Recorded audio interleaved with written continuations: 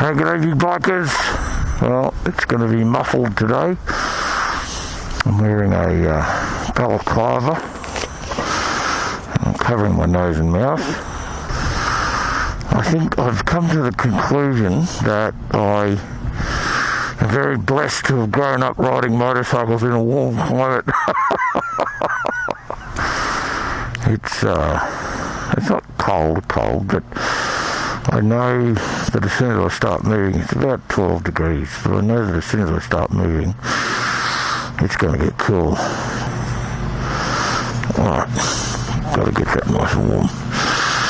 Let's see what's happening.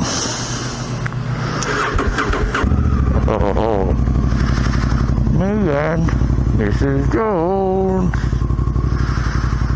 Alright. Me let's go for a and ride. Mrs. Jones.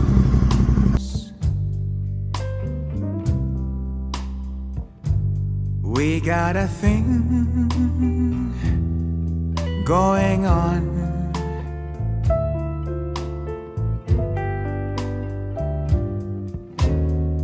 Both know that it's wrong, but it's much too strong to let it go now.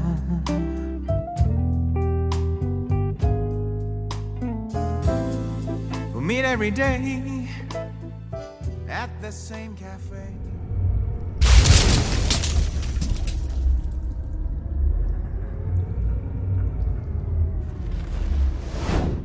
Right, I hope you can hear me okay with the balaclava on.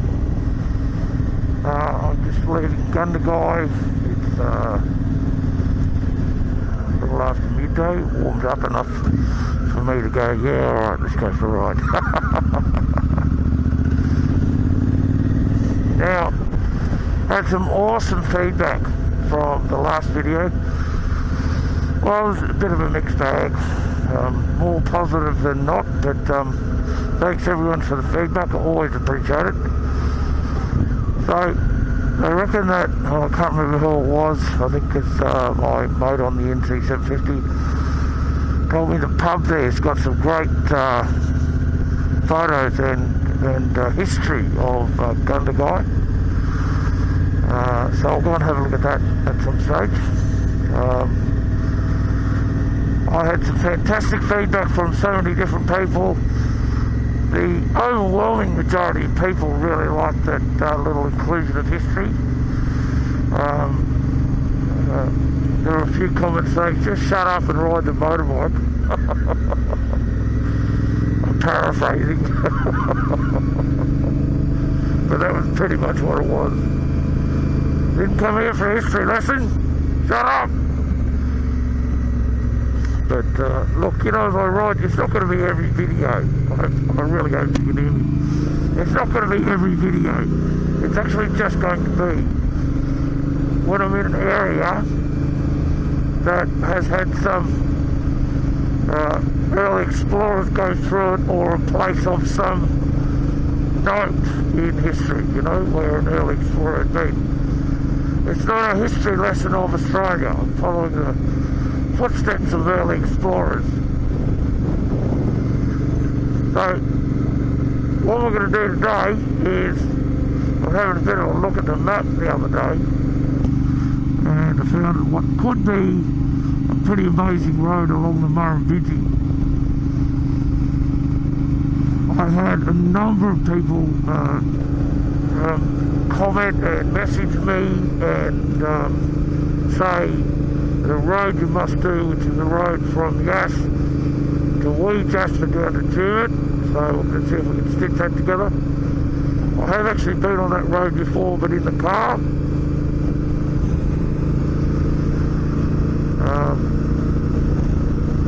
So what we're going to do today is, fuel's going to be a bit of a thing for me today. That's going to be the thing. I'm going to have a bit of an issue with fuel, so I don't think I'm going to be able to do everything I need to do.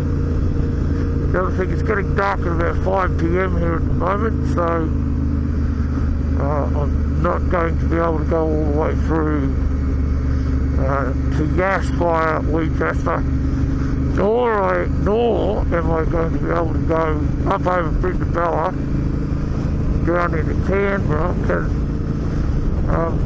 my understanding is that that part of the country at the moment just being smashed with cold weather and even snow. So, alright, so what we'll go and have a look at, Gundagai's #1 attraction. You ready for this? This is like the Statue of Liberty. You think of Australia and you think of the Opera House or Sydney Harbour Bridge, but no, this is it. I'm going to show it to you. It's right here. That's it right there. Let's go and have a look at it. That's the dog on a tackle box. Yep. It's one of the things that we like to do in Australia is we like to make statues of things that people have written about in poems or turned into songs. You know, we went up to Cunnamulla on the way out to Birdsville, and there's a statue there of a fella called the Cunnamulla fella. Not a real person, not famous for doing anything, but just famous because he's in a song. I'm the Cunnamulla fella. Now the dog on the tackle box is a story about, well, it's a poem that was written in the 1800s about a bullock driver and his dog.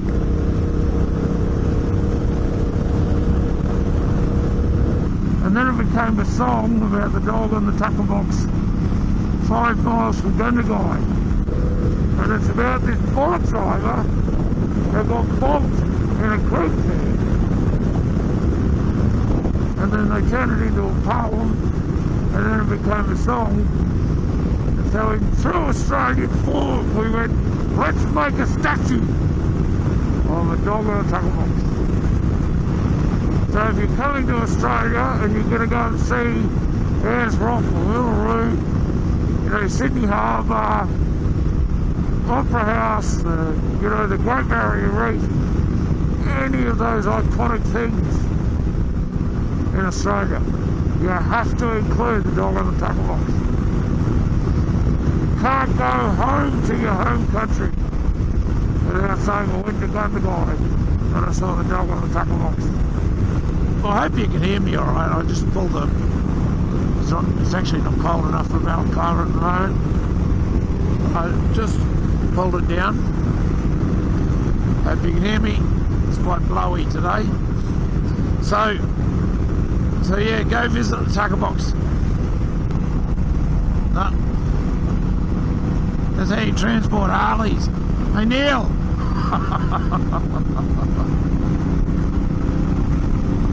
Taking his Harley on a road trip.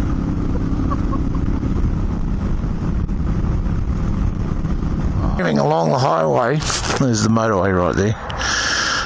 I saw this monument and I thought it might have been something to do with one of the early explorers, but it turns out it's a memorial by the New South Wales Police Force for a Sergeant Edmund Parry. I wonder if it's in relation to my mate Wayne Parry, who was shot by the bushranger John Gilbert here in November 1864.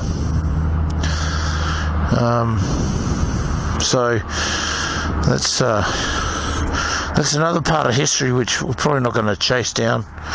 Anyone up in the New England area will know all about the bushrangers, but wild colonial boys. So anyway, that's for all you boys that didn't want to know any more about history. No, actually quite a busy region along here.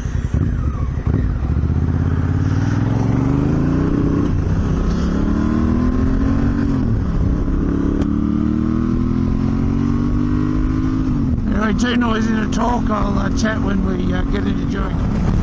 Not Jugiong. Jugiong. Stupid names. stupid names in New South Wales. Jugiong? Probably pronounced Jugiong.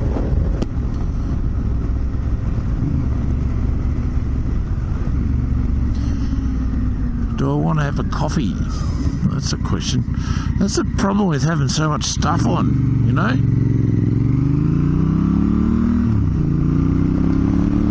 Kind of like, I'd like to have a coffee, but I've got to take everything off.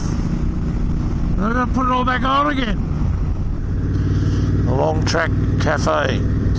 So, the Long Track refers to the Hume Highway, the Hume Hovel walking track. Now, the Hume Hovel walking track is a memorial track for the walk that Hume and Hovel did, obviously. So one of my YouTube subscribers suggested this Bundabo Road as the one that I need to have a look at. Thanks, mate.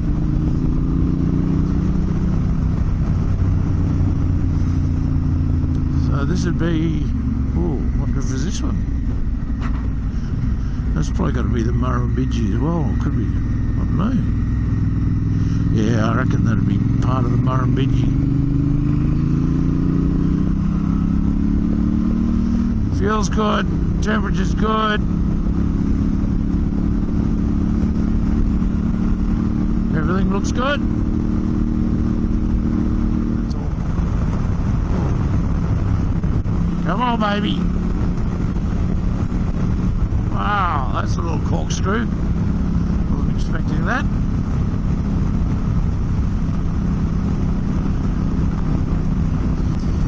So I was talking about Hume and Hovel.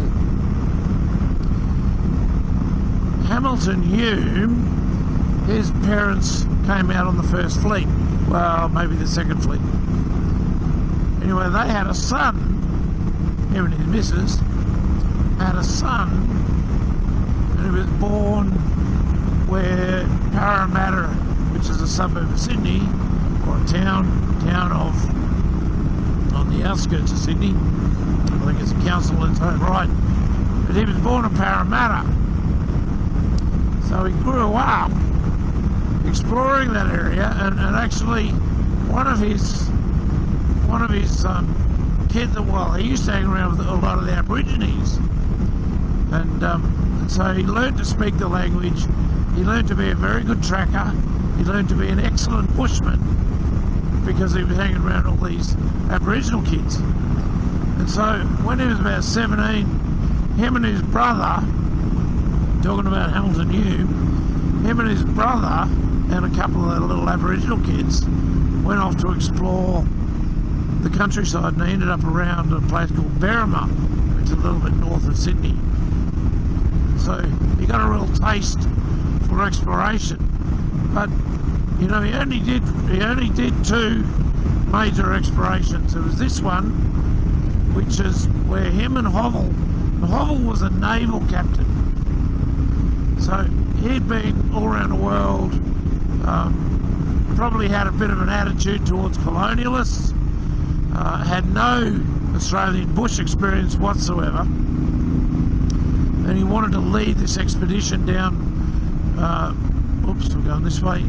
He wanted to lead the expedition from Sydney to Melbourne, which is now the Hume Highway. And he wanted to lead that expedition, but apparently there was a lot of friction between the two, and I can imagine this young Aussie kid didn't like being told what to do by this British captain who probably felt he was entitled to lead the group.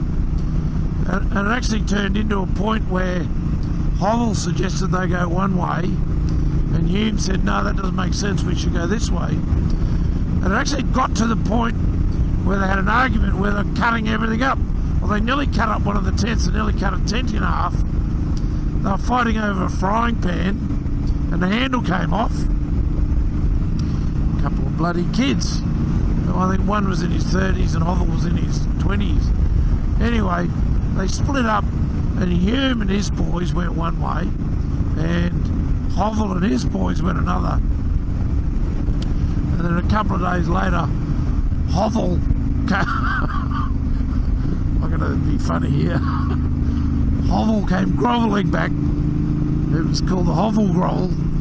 Hovel came grovelling back, admitting that he'd made a mistake and wanted to continue the track with Hume. So that was what happened. Now I can't tell you what road we're on at the moment, but I'll put it in here somewhere. I just want to get past this car. But it just looks like it's magnificent countryside.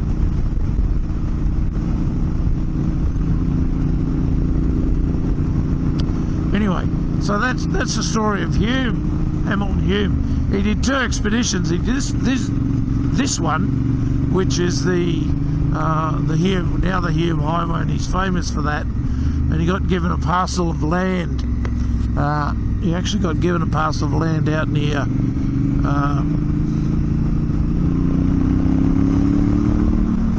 thanks, mate. I think what is now Canberra, so kind of, over that way. He got given a parcel of land, but they walked all the way from Sydney down to, they were trying to find Port Phillip, but because the navigation of the captain, the Navy boy, they ended up at what is now a town of Geelong, so missed by miles. Anyway, once they got to Corio Bay and Geelong, they turned around and came back and basically retraced their steps at and what is now mostly the Hume Highway. But there's a walking track that actually retraces the exact steps of that expedition. So, but I think at the moment it's closed because quite a bit of fire burned out lots of the track. So I think that's where it currently sits. So that's the story of Hamilton Hume, who he did one other expedition, and that was with I think it was on the Major Mitchell cruise. Actually, I'll put a link in the description of the Wikipedia for Hamilton Hume. Interesting guy. How good's this road? I mean, it's just a dirt road, but look at the countryside. It's good sheep country. There's a wombat having a sunbake.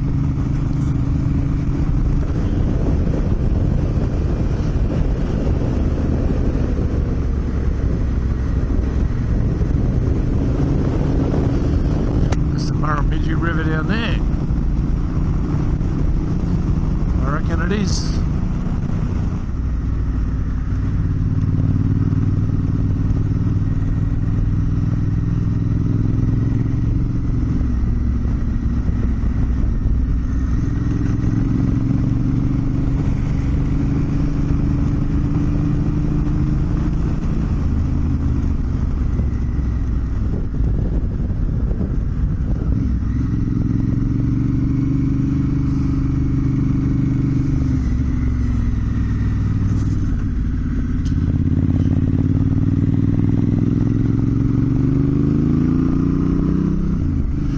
So this is the sort of country when they were opening up this land. This is the sort of pastoral country they were looking for.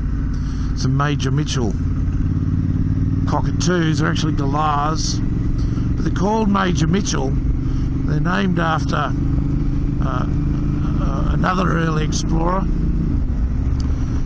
who had a couple of expeditions, and one of those was with Charles Sturt. Now, you remember I talked about how Charles Sturt pops up all over the place. So these pink and grey galahs are Major Mitchell galahs. They're called they're actually a cockatoo, I think. Ah, that's so nice.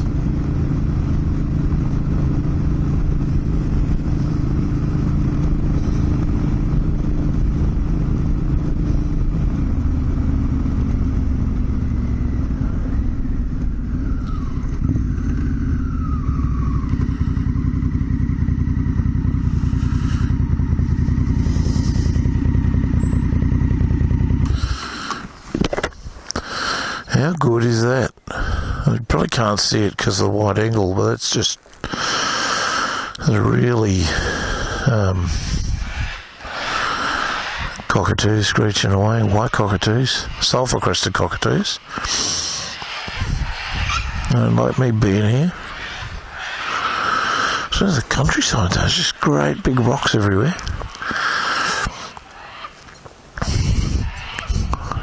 This is what they came looking for, you know. This is the kind of country that when they open it up, there's lots of fresh water, rolling green hills, lots of pastoral land.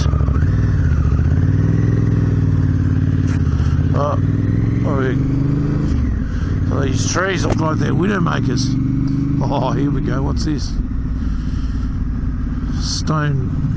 Stone and bitumen. Whenever I see stone and bitumen on a road in the middle of nowhere, it generally means, okay, I may be being a bit cynical. It generally means there's a politician who's got a house along this road somewhere. Pretty substantial homestead down there.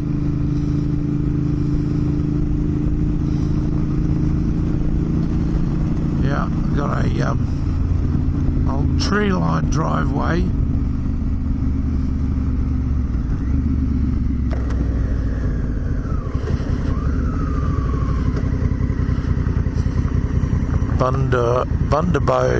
Bundarabo homestead.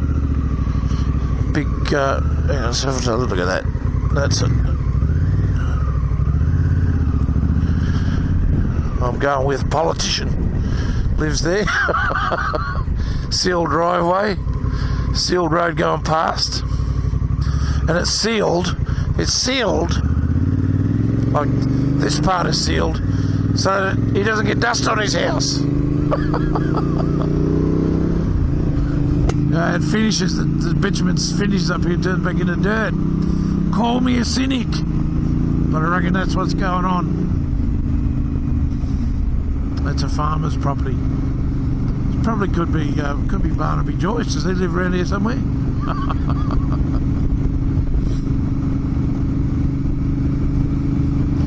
Two sets of rules, folks. Anyway, we're literally riding alongside the Murrumbidgee River again. We're way further upstream than we were on the last video I did about the Murrumbidgee and the Tumen. No, sorry. We're downstream of where we were. So if you follow this up, it runs up into the Jugiong Dam or something, I think it's called. But before it gets there, it links up with the Hume River.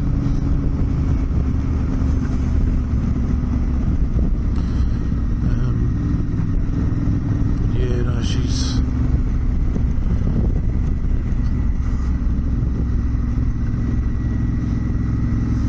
looks like these canoes and stuff down there. Obviously, oh, look at these Major Mitchell galahs. Look at them.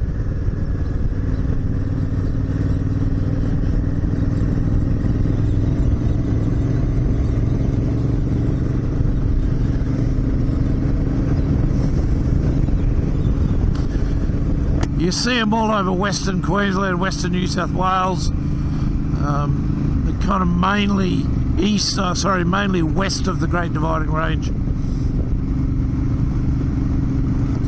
I'm going to stop along here somewhere and throw up the drone, get some pictures of this river. It's fairly impressive. There's sections there where not very deep, lots of rocks. What are these sort of rocks? In the middle of the river, so it'd be difficult to get a whaling boat, so they probably would have had to drag it through a lot of that. If you read the story of Hamilton Hume, he was quite resourceful. There was one point where they had the bullock tray, and it was when they were going through Gundagai, and in order to get the bullock tray across, they wrapped the bottom of it in canvas, sealed it up, and then floated it across. So and then swam all the animals over. So turned the canvas into a boat, So it might have been the Navy man's thing, but they talked about it was Hamilton that did it, so.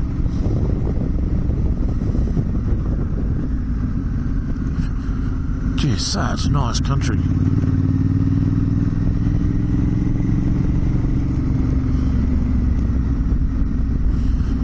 I just need to focus on the riding, right?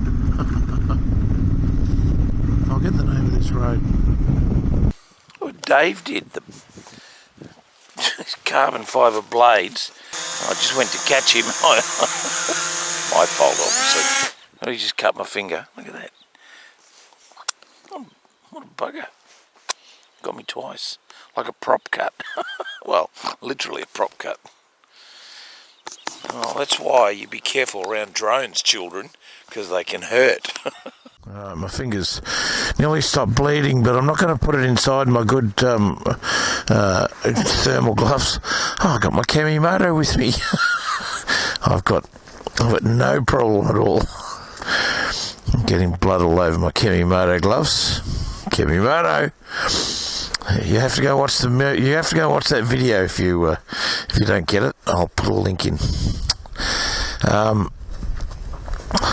But it's not a thermal glove, so my left hand might get a bit cold.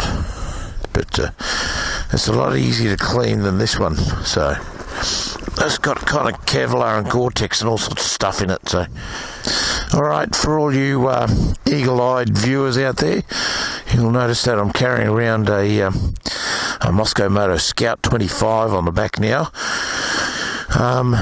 So that's got tools and tubes and tie levers and wet weather gear, and it just can basically stay on the back of the bike pretty much. So that's really just going to be it's weatherproof. I've got some other stuff in there as well, but tyre repair kits and chain lube and all that sort of stuff just lives in that now. So just when I'm doing the little day rides and I don't have the panniers on, but me and my Kamimoto gloves can hit the road. Donna Valley is it called?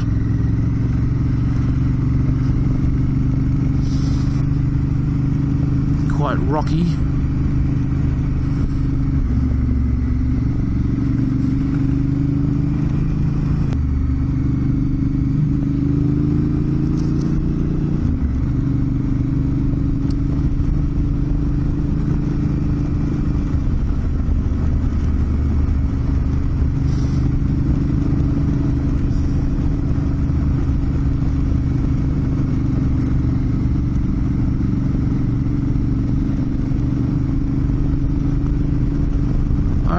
Terrific feedback from lots of people on the last video, so thanks for that, I appreciate it. Everyone's recommended this road up to wee Jasper, so I think this one hooks up with it. Settle down, little bugger. I'll just this surface is really marbly. I'm just trying not to.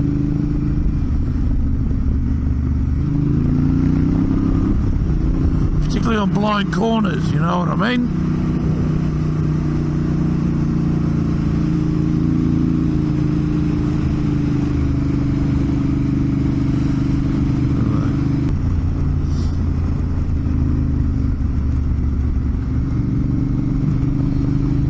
Now, I've got to tell you, I'm pretty impressed with this road. It's got to be one of the nicest riverside roads I've been on in a long time.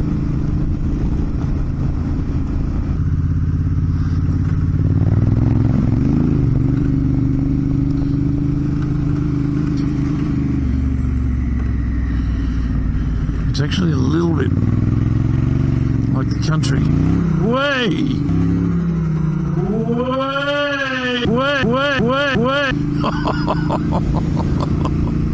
That top.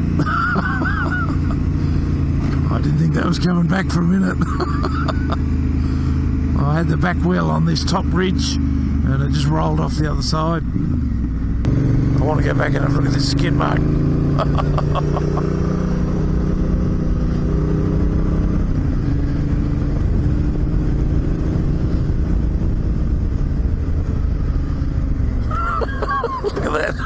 I nearly lost it.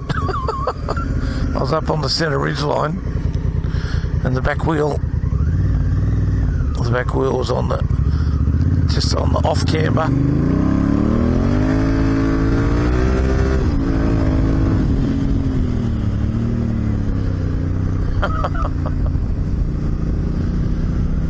I literally thought I was gone then.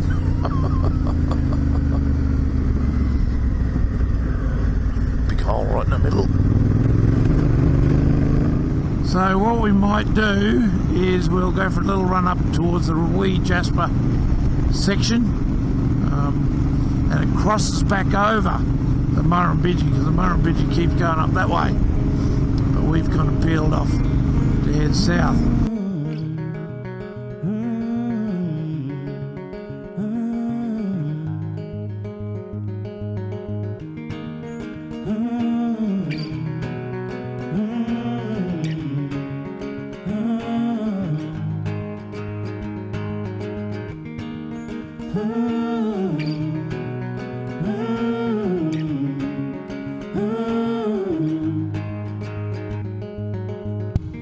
I've been spinning out for time, couple women by my side. I got sinning on my mind, sipping on red wine. I've been sitting there for ages, ripping out the pages. How'd I get so faded? How'd I get so faded? Oh no, no, don't leave me lonely now. If you loved me, how you never learned. Oh, color crimson in my eyes, wanna took a free my mind.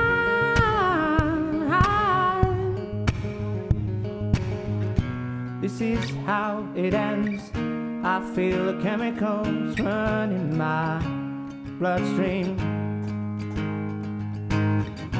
fading out again. I feel the chemicals burning my bloodstream. Tell me when it kicks in.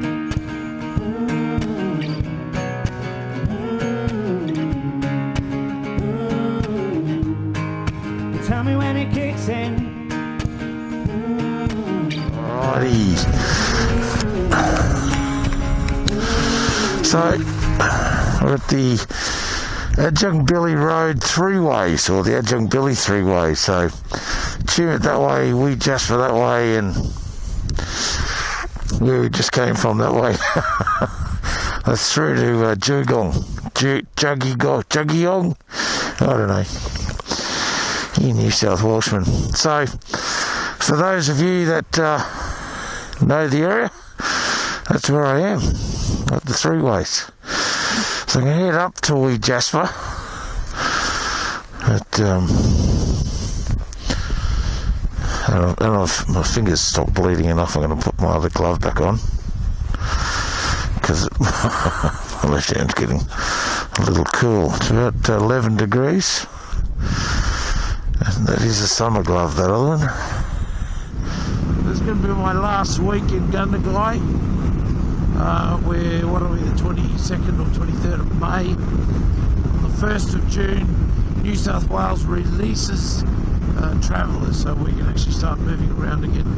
So that's what's going to happen. And I'm going to go down to Albury. I'm going to catch up with it's all about the ride, keep it alive. And if it's not too cold, we're going to go for a ride. But then I'm off. I'm back on my travels. I was going to go and see my mate Glenn up in Orange in Bathurst and go some riding up there. And he sent me something the other day to show me that it was -5 in Orange, -5 degrees, -5.8. I went, yeah, mate, I'm going with no. So, Glenn, you and your African Twin Adventure Sport, mate, you can shove it on riding in those kind of temperatures. Yeah, I'm starting to see wildlife now. So, I think probably what's going to happen is I'm going to, it's interesting, quite a bit of cleared space, I think. I think probably what's going to happen is, just for my own personal safety and looking at the time, will probably follow this through to Yass, just because by the time I get there it's probably going to be close to 4. I really don't want to come back through this way in the dark. I've seen a few roos, so I think I'll probably just jump back onto the highway. Oh, there's one. Thanks, mate. Good on you. Yeah, definitely go back to the highway.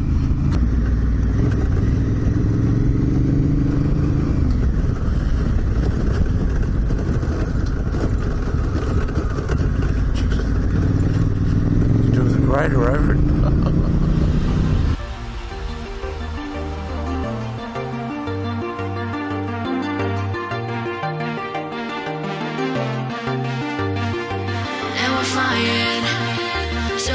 To where we belong, and we're trying to go somewhere new. And I try to crack this iceberg open till it shatters through the ocean. I wanna make shockwaves. I wanna make shockwaves with you. Gonna move the ocean current till the waves flood what's been burning. I wanna make shockwaves. I wanna make shockwaves with you. And I know I'm only getting higher till it feels like I can walk through fire. And I know I'm only getting higher till it feels like I can walk through fire. Yeah. 4:30. Still got a fair way to go to get to Yass. Put your lights on, mate. Oh, what's this? The Murrumbidgee River and the T-Mass Bridge. Oh, it's cool.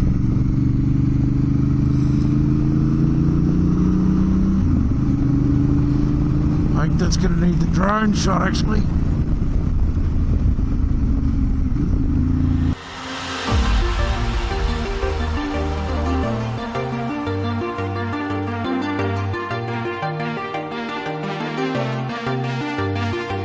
And we're flying so close to where we belong, and we're trying to go somewhere new. Iceberg open till it shatters through the ocean. I wanna make sure.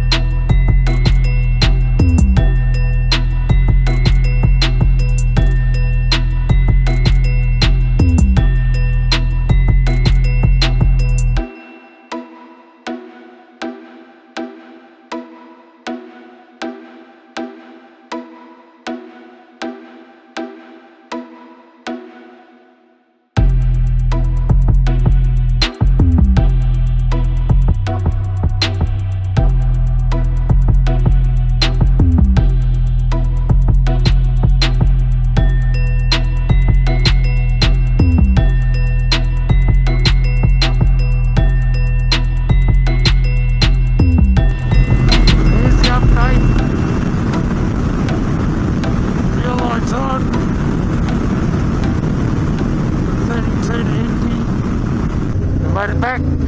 Well, back to Gundagai. Not at the caravan yet, but we should be okay. Hey, thanks big bikers. Probably a little bit more highway than I wanted to do, but you know, back safe, so it's all good. Alright fellas, thanks for coming along. BBA on the road, literally. Alrighty, talk to you later.